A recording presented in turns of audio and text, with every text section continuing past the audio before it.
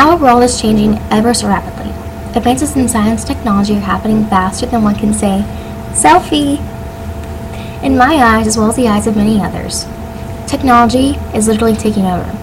We have gone far enough, maybe even too far, and it doesn't appear it's going to slow its roll anytime soon. Now take a moment to reminisce on your childhood. Maybe you remember playing in your backyard, which perhaps wasn't even a backyard to you, but a jungle, or making mud pies out of soiled earth when you were bored. I can remember going for long bike rides with my mom, singing for hours, drawing pictures, writing, reading, soaking up every moment of sunshine that I was graced with. Flash forward to kids today and you have a completely different story. More often than not, their noses are buried in some sort of technological device, be it a tablet, a cell phone, a computer, a television, a video game. A little bit of technological fun is great, but we are too caught up in the high-tech world. According to an ASMCP article, we've become so heavily involved in what's going on somewhere else and not so involved in what's going on in our immediate environment, which is harmful. The article also speaks about how social networks used to be something of a luxury and how now they are a must. Almost everyone has at least one form of social media, and if you don't, then you're out of the loop, right? Also, technology is quite literally taking over jobs. In a Huffington Post article, a woman describes her odd experience at a terminal where she was trying to order a coffee at a coffee shop, and when she tried to order as she normally would, the barista actually turned her down and told her to type her order onto a screen, which I find completely odd and unnecessary. Why are we allowing technology to run our lives and do our jobs for us?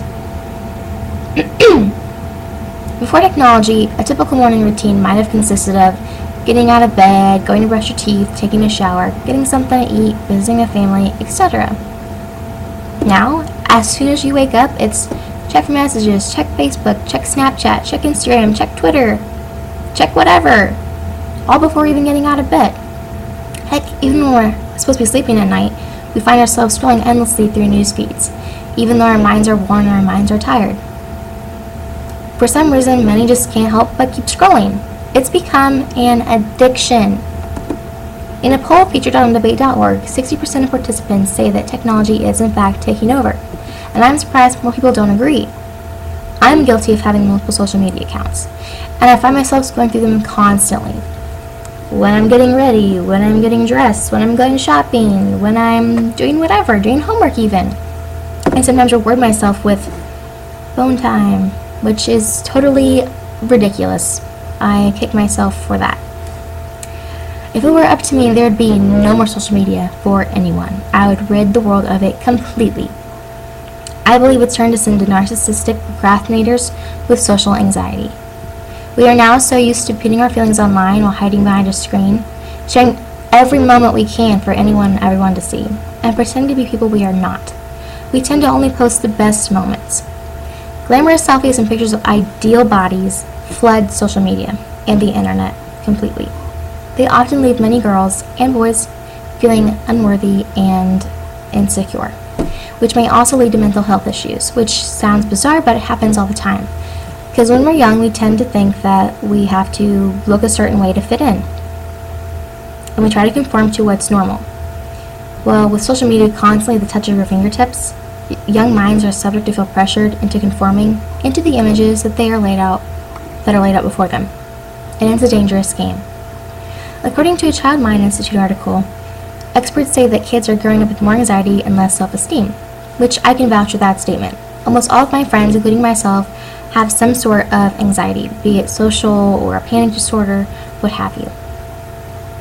I firmly believe we can get rid of the anxiety that we feel and the pressure that we feel by getting rid of social media or just getting off of it completely.